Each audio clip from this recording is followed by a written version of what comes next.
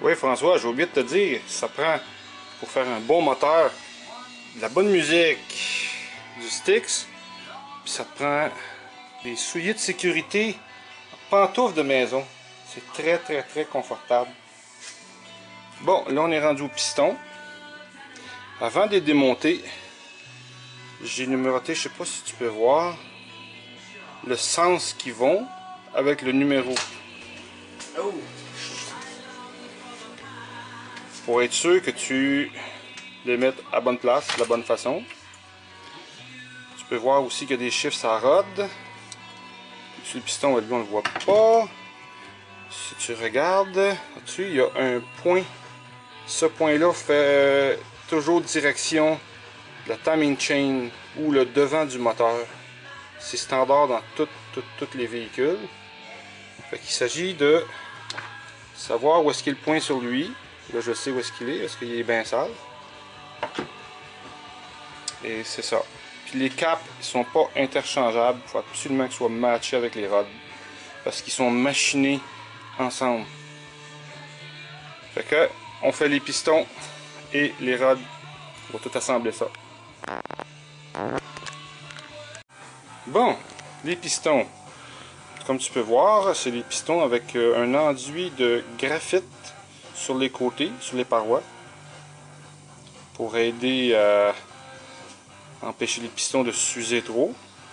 Avec un coating sur le dessus, je sais pas c'est quoi. Ça ressemble à une petite couche de céramique bien mince pour retenir le piston au frais. Puis dans les rods, il n'y a pas ça sur tous les modèles. Là. Mais tu peux voir, il y a un petit trou ici. Là. Le petit trou là, il va avec celui qui est là. Fait que quand la pression d'huile du crank arrive dans la rod, quand les deux trous s'enlignent ensemble, il y a un petit jet d'huile qui part, puis qui monte, puis il va aller lubrifier le dessous du piston. OK? Puis l'huile qui va retomber va lubrifier la pine à l'intérieur. Le washer. Pas le washer, mais je dis le bushing. Par ce petit trou là.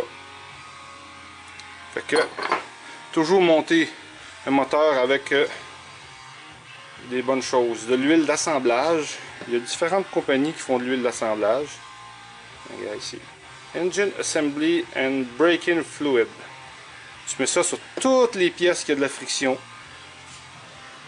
Sur tes pins avant de les monter. Dans tes bushings de piston. Puis après ça, quand tu as mis tes bearings ici, tu l'en mets sur la surface de contact du crank. Et ici aussi. On verra ça un petit peu plus tard. Bon, François. Prends ta belle pine, ton huile. Tu en mets tout le tour ici. Tu la rentres dans ta pine doucement, puis bien centré, parce que ça rentre bien dans la tête. Là, tu la tournes pour lubrifier ton bushing. Pour être sûr qu'il y a de l'huile dedans. Okay? Parce qu'il peut être plusieurs jours sans fonctionner. Fait que tu vas avoir de l'huile qui reste épaisse et qui reste longtemps. Tu mets une petite goutte à l'intérieur. Tu mets ta pine dans ton piston, bien droit. Tu mets les bonnes marques aux bonnes positions. Tu rentres ta pine dedans. Des fois en tournant ça aide. Ça rentre assez serré. Avec ton surplus d'huile.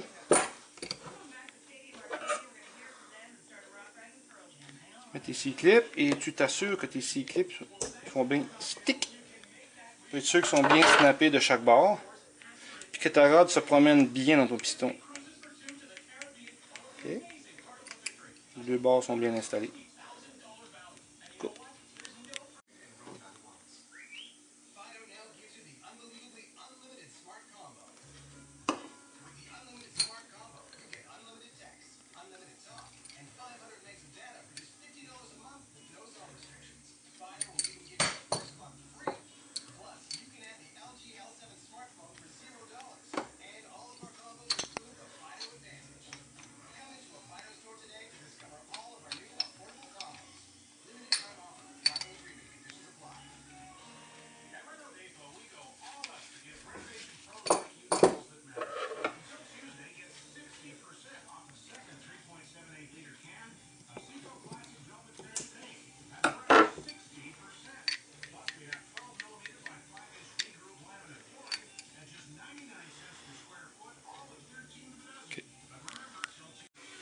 Bon, ici, tu vois, tu as des segments flambant neufs.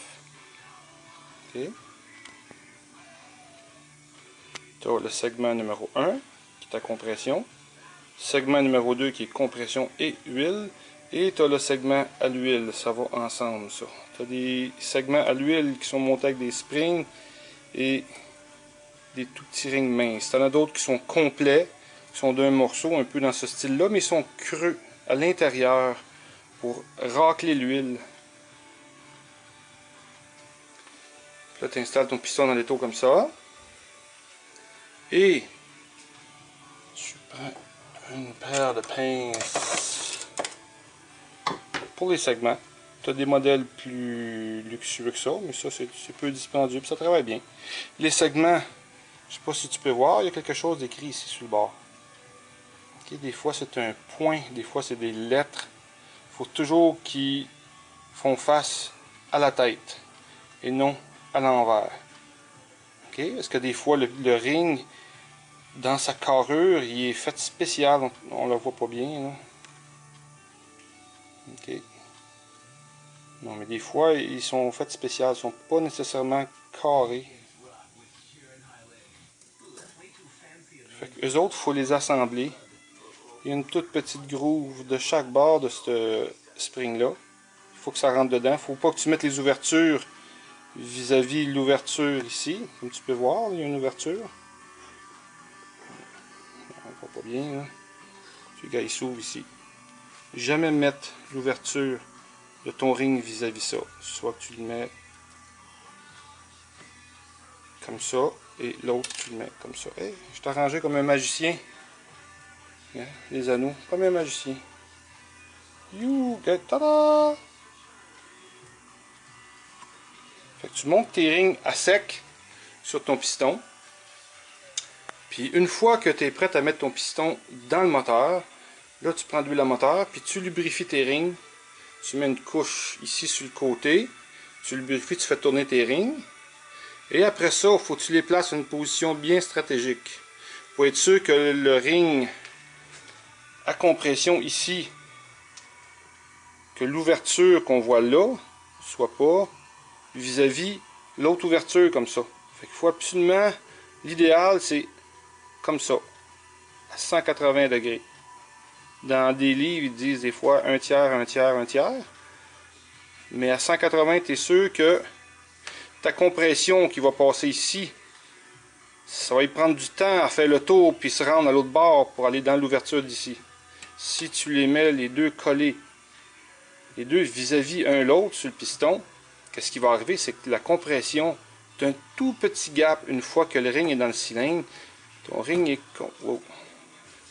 complètement écrasé comme ça. Mais il reste un petit gap pareil. Fait que tu perds la compression par là. C'est ce qu'on appelle du blow-by. Blow-by, ça veut dire qu'il passe à côté de. Fait que ta compression part de la fente ici. Et par le temps qu'elle se rend à cette fente-là, avec les révolutions du moteur, il y a moins de chances qu'elle traverse quand le segment est sur ce côté-là. Fait que ça fait moins de pression dans la base de ton moteur, moins de chances que tu aies des cils qui coulent. Tu as toujours une pression pareille parce que tu as un crank qui tourne, tu as des pistons qui montent et qui descendent. Fait que tu as quand même une certaine pression à l'intérieur et c'est un contenant qui est fermé que tu chauffes. Fait que c'est un peu normal que la pression qui se forme à l'intérieur. C'est pour ça que tu as toujours un petit tuyau sur les couverts de valve avec une valve PCV qui récupère les vapeurs d'huile pour pas que ça fasse de la pollution. Fait que on monte les rings puis on lubrifie tout ça puis après ça je te montrerai comment mettre les pistons dans le bloc.